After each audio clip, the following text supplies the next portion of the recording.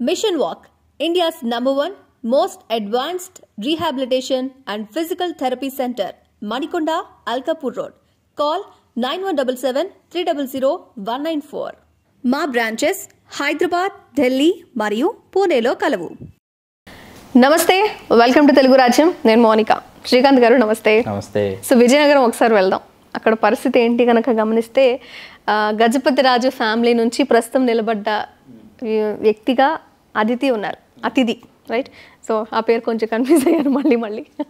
అయితే ఆవిడ ఆల్రెడీ వాళ్ళ తాతలు చాలామంది కూడా మనం అనుకుంటూ వచ్చాం. ఇందాక రాజుల గురించి మాట్లాడుకున్న టైంలో 2 సార్లు తలుచుకున్నాం వాళ్ళని. ఆ ఫ్యామిలీలు ఉంటే ఎట్టు తిరిగి పొలిటికల్ ఎంట్రీ ఉంది, వాళ్ళు గెలుస్తూ వచ్చారు, ఓడిపోయినా వాళ్ళ ప్రభావం ఏం తగ్గలేదు అనే పాయింట్లు. మరి ఇప్పుడు ఈవిడ పరిస్థితి ఏంటి అనే క్వశ్చన్ ఒకటి ఉంటుంది. ఏమైందంటే 1952 ఆ తర్వాత 53, 55 అంటే ఫస్ట్ ద్విసభ్య నియోజకవర్గంగా ఉండేది. పివిజి రాజు గారు అంటే అతిథి వాళ్ళ తాతగారు, వారు జి సూర్యనారాయణ గారిని షెడ్యూల్ క్యాస్ట్. వాళ్ళు గెలిచిన తర్వాత జనరల్ అయిన తర్వాత ఈయన ఇండిపెండెంట్గా గెలుస్తూ ఉండేవారు. ఇండిపెండెంట్గా గెలవటం, ప్రజా సోషలిస్ట్ పార్టీలోకి రావటం, ఆ తర్వాత 55లో గెలిచి తర్వాత వరుసగా వారే గెలుస్తూ ఉన్నటువంటి నేపథ్యంలో ఏమైందంటే మీకు భాట్టం శ్రీరామమూర్తి గారు మధ్యలో 2 సార్లు వారు గెలిచారు. వారు బ్రాహ్మణులు, వీరు క్షత్రియులు. ఈయన భాట్టం శ్రీరామమూర్తి గారు ఇక్కడికి వచ్చి కాంగ్రెస్ పార్టీలో గెలుస్తున్నప్పుడు పివిజి రాజు గారు భీమిలి వెళ్ళేవాళ్ళు, లేకపోతే బొబ్బిలి ఎంపీగా చేస్తుండేవారు. ఇట్లా రకరకాల నియోజకవర్గాలు ఎంచుకునేవారు అనమాట. అయితే విజయనగరం మీద వీళ్ళ ఆధిపత్యం మాత్రం కొనసాగుతూనే వచ్చింది. ఎందుకంటే పొసపాటి వంశీకుల కోట అక్కడ ఉంది కాబట్టి. విజయనగరం రాజుల కోట ఏదైతే ఉందో, రాజుల కోట కావచ్చు, ప్రభుత్వానికి అప్పజెప్పినటువంటి కళాశాల కావచ్చు, విజయరామ సంగీత కళాశాల కావచ్చు, ఇట్లా గజపతులకు సంబంధించి అక్కడ మొత్తం ఆ వ్యవహారం అంతా అక్కడ ఉంది కాబట్టి వీరి యొక్క ప్రభావం, వీరి యొక్క ఆధిపత్యం కొనసాగుతూ వచ్చింది. 78లో అశోక్ గజపతిరాజు గారి రాజకీయ రంగప్రవేశం జరిగింది. పివిజి రాజు గారి కుమారులు అశోక్ గజపతిరాజు గారు జనతా పార్టీ అభ్యర్థిగా గెలిచారు. 83 ఎన్నికలకి తెలుగుదేశం పార్టీలోకి వచ్చారు.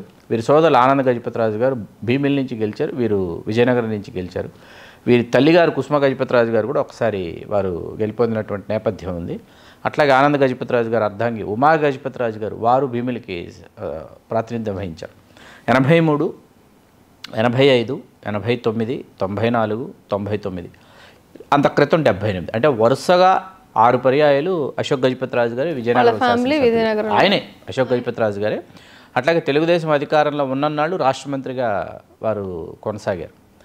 మీకు 89, 94, 99 ఎన్నికలు వరుసగా కొలగట్ల వీరభద్రస్వామిని వైశ్య సామాజిక వర్గం ఆయనకు అవకాశం ఇస్తూ ఉండేవారు కాంగ్రెస్ పార్టీ. వారు గజపతిరాజు గారి మీద పోటీ చేస్తుండారు. కాపులు, యాదవులు, వైశ్యులు ఇక్కడ చెప్పుకోదగ్గ ప్రధానమైనటువంటి సామాజిక వర్గం. ఈసారి ఏం చేశారంటే కాంగ్రెస్ అధిష్టానం 2004లో కాపు సామాజిక వర్గానికి అవకాశం ఇద్దామని గురాన్ సాధురావు గారికి అవకాశం ఇచ్చేటప్పటికి వీరభద్రస్వామి గారు ఏం చేశారు, వరుసగా 3 సార్లు ఓడిపోయాను, నేను ఈసారి స్వతంత్ర అభ్యర్థిగా పోటీ చేస్తున్నాను. ఆయన స్వతంత్ర అభ్యర్థిగా పోటీ చేసేటప్పటికి 2004లో ఆ విధంగా వీరభద్రస్వామి గారు 1126 ఓట్ల ఆధిక్యతతోనే గెలిచారు. 2004లో స్వతంత్ర అభ్యర్థి గెలిచారు. అంటే గజపతుల ప్రాభవానికి ఒక విధంగా ఫస్ట్ టైం గండిపడింది. 2009లో మళ్ళీ గజపతిరాజు గారు గెలిచేశారు. 7 సార్లు విజయనగరానికి అశోక్ గజపతిరాజు గారు గెలిచినటువంటి చరిత్ర వారికే సొంతం. అయితే 2014 ఎన్నికలు చాలా కీలకమైన ఎన్నికలు అని చెప్పాలి. అశోక్ గజపతిరాజు గారు ఏం చేశారంటే విజయనగరం లోక్సభకి పోటీ చేస్తూ కాపులు ఈ స్థానం నుంచి ఎప్పటి నుంచో పోటీ చేయాలనుకుంటున్నారు కాబట్టి గురాన సాధురావు గారి కుమార్తె మీసాల గీత గారిని తెలుగుదేశంలోకి తీసుకొచ్చి చంద్రబాబు నాయుడు గారు వాళ్ళు కూడా నివేదికలు తెప్పించుకుని కాపులు ఈ స్థానం నుంచి ఎప్పటి నుంచో వాళ్ళు పోటీ చేయాలనుకుంటున్నారు, గెలవాలి, ఈ స్థానం మాదని చెప్పాలనుకుంటున్నారు అనేటటువంటి ఒక అంశాన్ని తీసుకుని మీసాల గీత గారికి అవకాశం ఇచ్చారు. 2014లో మీసాల గీత గారు గెలుపొందారు. అశోక్ గజపతిరాజు గారు లోక్సభ సభ్యులై ఆయన కేంద్ర మంత్రిగా కూడా రాణించారు. 2019 ఎన్నికలకు వచ్చేటప్పటికి ఏమైందంటే మీసాల గీత గారిని పక్కన పెట్టి అశోక్ గజపతిరాజు గారు లోక్సభకు పోటీ చేస్తూ తన కుమార్తె అతిథి గజపతిరాజుని శాసనసభకు పోటీ చేయించేటప్పటికి ఒక్కసారిగా మొన్న వైకాపా ప్రభంజనం కావచ్చు, అట్లాగే మీసాల గీత గారు తిరుగుబాటు చేయటం కావచ్చు, ఆవిడేం స్వతంత్ర అభ్యర్థిగా బరిలో లేకపోయినా కూడా తన వర్గం పనిచేయలేదు. తెలుగుదేశం పార్టీ విజయానికి పనిచేయకపోవడం అనేది కొలగట్ల వీరభద్రస్వామి గారు గెలిచేశారు. గెలిచిన తర్వాత ఏమైందంటే మీకు ఆ తర్వాత కూడా మీసాల గీత గారు మీకు తెలుగుదేశం పార్టీకి అసలు కార్యాలయం లేదు విజయనగరంలో. విజయనగరం ఈ పుష్పటి అశోక్ గజపతిరాజు గారి భవంతి ఏదైతే ఉందో ఆ రాజభవన్తే కార్యాలయం అనమాట. అదే కార్యాలయం, ఇంకో కార్యాలయం లేదు. అట్లాంటిది మొట్టమొదటిసారి మీసాల గీత గారు విజయనగరం శాసనసభ నియోజకవర్గంలో కోట వెలుపల ఒక పార్టీ కార్యాలయాన్ని ఇవిడు నెలకొల్పి ఇవిడు పార్టీ కార్యకలాపాలను కొనసాగించారు. ఇక్కడ గజపతులు వర్సెస్ మీసాల గీత గారి స్థాయిలో ఇక్కడ రాజకీయం చాలా రసవత్తరంగా జరిగింది, జరుగుతుంది. ఇది జరగడం ఎక్కడి దాకా వెళ్ళిపోయిందంటే, ఎప్పుడైతే 2024 ఎన్నికలకి అశోక్ గజపతిరాజు గారు తనకు విజయనగరం లోక్సభ కూడా వద్దని త్యాగం చేసేసి, ఆ త్యాగం ఎంత దూరం వెళ్ళిపోయిందంటే కేవలం అతిథి గజపతిరాజుకు మాత్రం విజయనగరం కేటాయిస్తే చాలు, ఇంక ఏ స్థానం ఎవరికి కేటాయించకండి, నాకు అసలు లోక్సభ కూడా అవసరం లేదని చెప్పి కుమార్తెకు ఆ స్థానాన్ని కేటాయించుకొని కాళ్ళకు బలపాలు కట్టుకొని తిరుగుతున్నప్పటికీ కూడా ప్రస్తుతం మీసాల గీత గారు ఇక్కడ స్వతంత్ర అభ్యర్థిగా బరిలో నిలవబోతున్నారు అనేటటువంటి వార్త అయితే మొత్తం విజయనగరం, ఉమ్మడి విజయనగరం జిల్లాలో ఒక సంచలనాత్మకమైనటువంటి సంచలనం అనమాట. ఎందుకంటే ఆవిడ పోటీ చేస్తే మాత్రం మరొకమారు అతిథి గజపతిరాజు ఓడిపోతారు. నిజంగా వైకాపాకి పూర్తి స్థాయిలో వీళ్ళు మార్గం సుగమం చేసినట్టు, విజయానికి దారులు తెరిచినట్టు కొరగట్ల వీరభద్రస్వామి ఖచ్చితంగా, అందులో సందేహం లేదు. అంటే ఇక్కడ సామాజిక సమతుల్యతలు, సామాజిక సమీకరణ అంటే వర్గస్పృహ పెరుగుతోంది. ఆయా నియోజకవర్గాల్లో బలమైనటువంటి సామాజిక వర్గాలు ఏవైతే ఉంటాయో, అంటే టాప్ 1, 2, 3, 4 ప్లేసెస్లో ఉన్నటువంటి ఓటర్స్ ఎవరైతే ఉంటారో వాళ్ళల్లో విపరీతంగా వర్గస్పృహ వస్తుంది. వాళ్ళకి అర్థమైపోతుంది ఇప్పటివరకు మనల్ని పరిపాలించింది వేరెవరి పరిపాలనలోనో మనం పాలితులుగా ఉంటున్నాం, వాళ్ళు పాలకులుగానే ఉంటున్నారు అనేటటువంటి వర్గస్పృహ ప్రతి నియోజకవర్గంలో ఉన్నటువంటి మెజారిటీ కమ్యూనిటీస్లో స్టార్ట్ అయిపోయింది. ఈ స్టార్ట్ అయిపోయిన తర్వాత ఖచ్చితంగా తిరుగుబాట్లు ఉంటాయి. అటువంటి తిరుగుబాటు ఇప్పుడు విజయనగరంలో మరీ ముఖ్యంగా పోసుపాటి వంశీకుల్లో గుబులు రేకెత్తిస్తోంది. ఈ వయసులో అశోక్ గజపతిరాజు గారిని కలవర పెడుతోంది. ఎందుకంటే మరొకమారు అతిథి గజపతిరాజు ఓడిపోతే మాత్రం పోసుపాటి వంశీకుల ఆధిపత్యం అనేది విజయనగరంలో కొనసాగదు. మీసాల గీత వర్సెస్ కొరగట్ల వీరభద్రస్వామి మెజారిటీ సామాజిక వర్గాలు ఏ ఉంటాయి, కాపులు, యాదవులు, వైశ్యులు. యాదవులకి ఇంకా పూర్తి స్థాయిలో ఇక్కడ ప్రాతినిధ్యం వహించేటటువంటి స్థాయి ఇంకా వాళ్ళకి దక్కలేదు. కాపులు, వైశ్యులు, యాదవులు ఉన్నారు.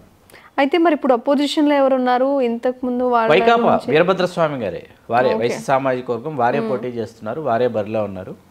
అతిథి గజపతిరాజు తెలుగుదేశం అభ్యర్థిగా తను మరొకమారు పోటీ చేస్తుంది. అంటే 2019లో ఓడిపోయింది, 2024లో కూడా తన అభ్యర్థి. మీసాల గీత గారు స్వతంత్ర అభ్యర్థి. ఓకే, సో మొత్తానికైతే ప్రజల్లో ఏంటంటే ఎవరికో ఇప్పటివరకు ఇచ్చాం, వేరే వాళ్ళకి ఇద్దాం అనే పాయింట్లోనే ఉన్నారు అనేది క్లియర్ కట్. సో యాక్చువల్లీ మనం ఎటు ఆ ఫ్యామిలీ గురించి మాట్లాడుకుంటున్నాం కాబట్టి ఒకానొక టైంలో వాళ్ళ ఫ్యామిలీ ఇష్యూస్ తెరపైకి రావడం, రాజకీయాలకు దూరం అవుతాను చెప్పడం, ఇవన్నీ జరిగాయి కదా. చాలా ఇష్యూస్ తెర మీదకి వచ్చాయి కదా. అంటే ఆ ఇష్యూస్ కి ఇప్పుడు పొలిటికల్ గా వీళ్ళు ఇలా ఉండడానికి ఒకసారి కంపేర్ చేస్తే ఖచ్చితంగా అంటే ప్రజల్లో ఏంటంటే వారి ఆస్తిపాస్తులు కావచ్చు, వారి యొక్క ఎస్టేట్లు కావచ్చు, వాటి యొక్క విలువ కావచ్చు, అవేమి తక్కువేవి కాదు, వాటిని ఎవరు తక్కువ చేయటం లేదు. అనువంశికంగా వస్తున్నటువంటి ఒక పరంపర. అయితే ప్రజలకు అందుబాటులో ఉండటం, ప్రజలతో మమేకం అవటం అనేది, ప్రజలు ఎలా ఉన్నారంటే రాజకీయ నాయకులు వాళ్ళు ఎంతసేపు దైవాంశ సంభూతుల్లాగో లేకపోతే ఆకాశం నుంచి దిగి వచ్చినటువంటి వారిలాగో ప్రవర్తిస్తే ఆ ప్రవర్తనని ప్రజలు అసలు తిరస్కరిస్తున్నారు. తమతో మమేకమైనటువంటి వారినే వాళ్ళు నాయకులుగా పరిగణిస్తున్నారు, వాళ్ళతో కలిసి ప్రయాణం చేయడానికి ఆసక్తి ప్రదర్శిస్తున్నారు. అక్కడ ఉంది. సో మొత్తానికి గెలుపు కట్టబెడుతున్నారు వైసీపీకి అనే విషయం ఈ స్వతంత్ర అభ్యర్థిగా పోటీ చేసిన తర్వాత ఇంకా మనకు తేటతెల్లం అయిపోతుంది. ఎవరు ఎన్ని ఓట్ల ఆధిక్యతతో ఎవరు వస్తారు అనేది మనం ఎదురు చూడాలి. సో మొత్తానికి విజయనగరంలో అయితే రసవత్తర పోరు ఒక మలుపు తీసుకుంది అని చెప్పాలి శ్రీకాంత్ గారు, అంతే కదా. ఎందుకంటే ఆ ఫ్యామిలీ ఎప్పటి నుంచో ఉంది, ఎదురు చూస్తారా వస్తుందా రాదా అని. ఆ విజయనగరం మీద ఫోకస్ అలా ఉంటుంది. బట్ ఇప్పుడు ఏంటంటే ఖచ్చితంగా వైసీపీకి చేజేతులారా ఇచ్చేస్తున్నారా అనే సిచ్యువేషన్ కనిపిస్తుంది. ఈ 10 రోజుల్లో ఏమన్నా మారుతుందేమో చూద్దాం. ప్రస్తుతానికి సిచ్యువేషన్ అది. Srikanth garu, thank you so much. You are welcome. So keep watching Telugu Rajyam. నమస్తే, నేను మోనిక. తెలుగు రాజ్యం ఇక ఊరూరా రాబోతోంది. దినదిన ప్రవర్ధమానమవుతున్న తెలుగు రాజ్యం ఛానల్కు 2 తెలుగు రాష్ట్రాల్లోని 42 లోక్సభ నియోజకవర్గాల నుంచి న్యూస్ కంట్రిబ్యూటర్స్గా వ్యవహరించడానికి యువతను ఆహ్వానిస్తోంది. జర్నలిజం పట్ల ఆసక్తి, కనీస సామాజిక రాజకీయ పరిజ్ఞానం, స్థానిక పరిస్థితులపై మంచి అవగాహన, స్థానిక పరిచయాలు, గౌరవప్రదమైన జీవనం ఉంటే సరికొత్త సామాజిక విప్లవంలో మీరు కూడా భాగస్వాములు కావచ్చు.